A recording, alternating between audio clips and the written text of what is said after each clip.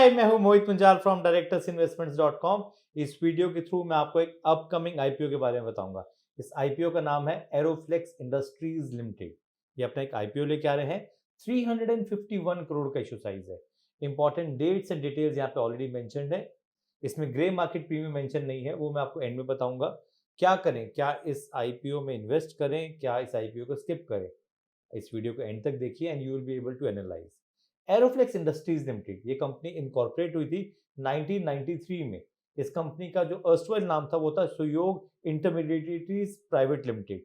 ये क्या करते हैं? They are into the business of manufacturing and supplying environment friendly metallic flexible flow solution products.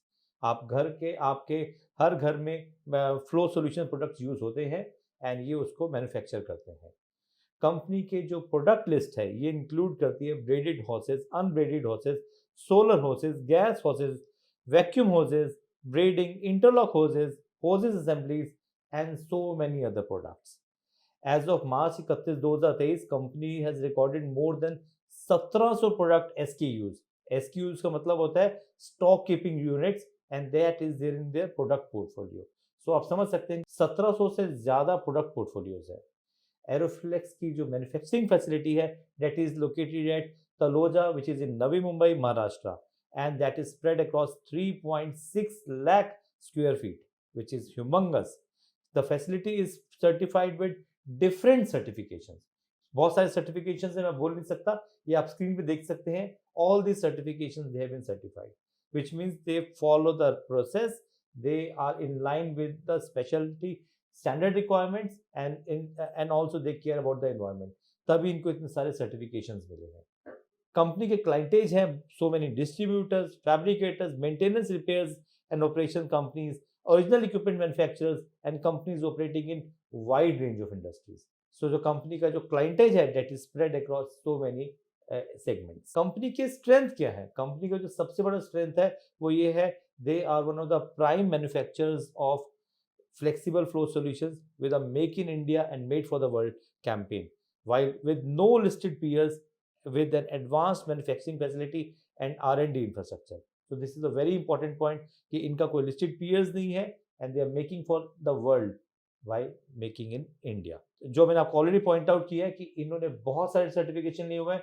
So they maintain the quality standards, they maintain the environment friendly projects and they are in line with what the government has laid down the policies and procedures, which is very good.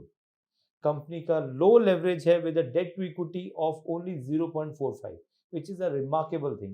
Risk क्या है? Company का जो सबसे बड़ा risk है वो ये है कि there is a huge fluctuation in foreign exchange rates and अगर कोई ऐसा फ्लक्चुएशन होती है फॉरेन एक्सचेंज में तो उसकी वजह से इनकी प्रॉफिटेबिलिटी इंपैक्ट होता है because they manufacture for the world also. So बहुत सारे प्रोडक्ट्स इनके एक्सपोर्ट होते हैं and that impacts their profitability. Company का जो अनदर रिस्क है वो ये कि the companies manufacturing is only at one place and वहां पे अगर कुछ मैन्युफैक्चरिंग में डिस्ट्रप्शन आती है, चाहे वो मैन पावर डिस्ट्रप्शन है, चाहे वो सप्लाई डिस्ट्रप्शन है, तो that will definitely impact. So one manufacturing facility is not sufficient enough, though it's a big one, but definitely that's a cause of concern also. Company को बहुत सारी working capital requirement चाहिए and significant portion of its working capital is consumed in trade receivables and inventories. ये एक main factor है because 1700 products है, सबकी inventory रखनी होती है and that definitely causes the impact on their working capital. अगर वर्किंग कैपिटल रिक्वायरमेंट नहीं मेंटेन करेंगे तो कहीं ना कहीं इनकी इन्वेंट्रीज में इम्पैक्ट आएगा, इनके रियलाइज रिसीवेबल्स में इम्पैक्ट आएगा और कंपनी के ऑपरेशंस में इम्पैक्ट आएगा। तो इनको वर्किंग कैपिटल हमेशा ध्यान में देनी पड़ेगी। वर्किंग कैपिटल की बात कर रहे हैं तो क्यों ना कंपनी के फाइनेंशियल्स पे नजर डालें। कंपनी के फाइनेंशियल्स ये हैं आपकी स्क्रीन पे। अगर हम रेवेन्यू पे नजर डालें तो 31 मार्च 2020 को इनका रेवेन्यू था 144 करोड़ रुपीस, जो कि बढ़ के हो गया 269 crore rupees as on March 2023। अगर हम प्रॉफिट आफ्टर टैक्स देखें तो 4.69 करोड़ था इन 2020 which has grown to 30 crores as on 31st March 2023 which is a very remarkable jump. अगर हम बोरिंग पे नजर डालें it was 63 crore rupees as on 2020 which has gone down to 45 crores which is a very very good sign. So that is a wonderful financials. in a nutshell मैं कहूँगा financials company की बहुत ही अच्छी है and they are going in the right direction. Objective क्या है इस पर्टिकुलर आईपीओ को लाने का?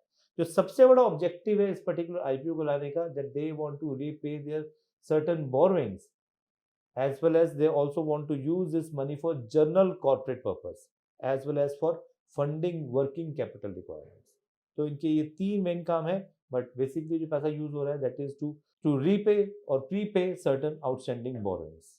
क्या करना चाहिए, क्या इस आईपीओ में इन्वेस्ट करना चाहिए? इसका ग्रे मार्केट प्रीमियम क्या चल रहा है? इसका grey market premium as of now is 62 rupees पर शेयर। मेरे पर्सनल ओपिनियन के हिसाब से आपको इस आईपीओ में इन्वेस्ट करना चाहिए। आप इस आईपीओ को स्किप ना करें। It's a good IPO, their financials are good, the company has a very excellent manufacturing facility and they are doing all the things right. ये मेरा पर्सनल ओपिनियन है। आप मेरे साथ इन सोशल मीडिया प्लेटफॉर्म पे जुड़े रह सकते हैं, जहां पे मैं आपको रेगुलर अपडेट देता रहता हूं about different IPO, stocks, mutual funds, SIPs etcetera. अगर डीमैट नहीं खोला है तो नीचे दिए लिंक पे क्लिक करें, ओपन योर डीमैट अकाउंट बिना किसी चार्ज के, and then only apply for this IPO. और हाँ, मेरे यूट्यूब चैनल को लाइक एंड सब्सक्राइब जरूर करें। Thank you.